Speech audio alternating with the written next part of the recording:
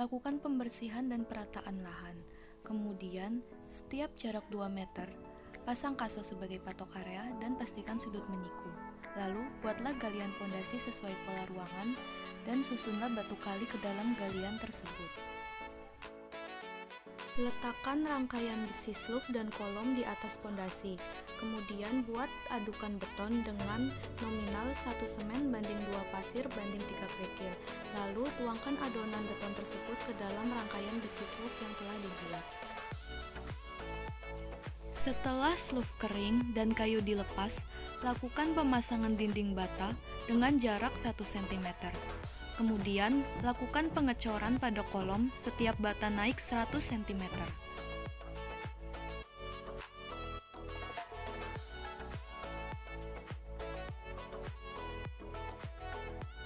Siapkan kusen pintu dan jendela yang menggunakan mutu kayu kelas 2 yang tua dan kering.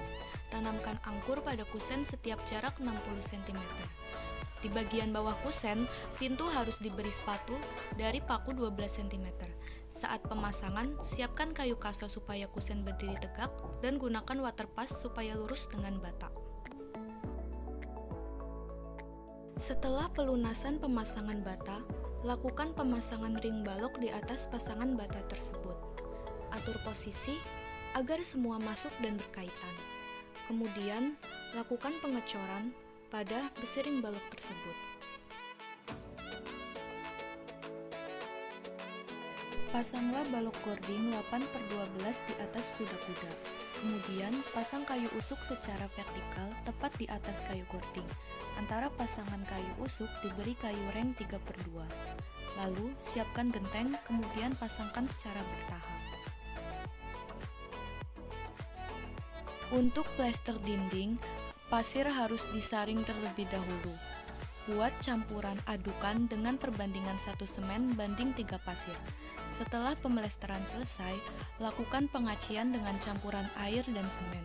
Kemudian, haluskan permukaan dinding dengan kertas semen. Buatlah pola dengan benang searah vertikal dan horizontal. Tuangkan adukan campuran dan lakukan pemasangan keramik secara bertahap. Ketuklah keramik dengan menggunakan palu karet untuk meratakan. Lalu cek kerataan dan bersihkan. Kemudian buat dilatasi supaya pasangan keramik tidak menggelembung.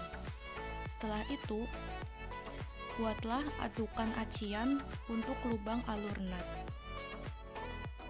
Setelah dinding acian kering dan dingin, kemudian dilakukan pengecatan yang dilakukan kurang lebih 3 kali pengulangan supaya hasil catnya rata. Kemudian, tak lupa untuk memasang pipa sebagai saluran untuk air bersih dan pipa sebagai saluran untuk air limbah.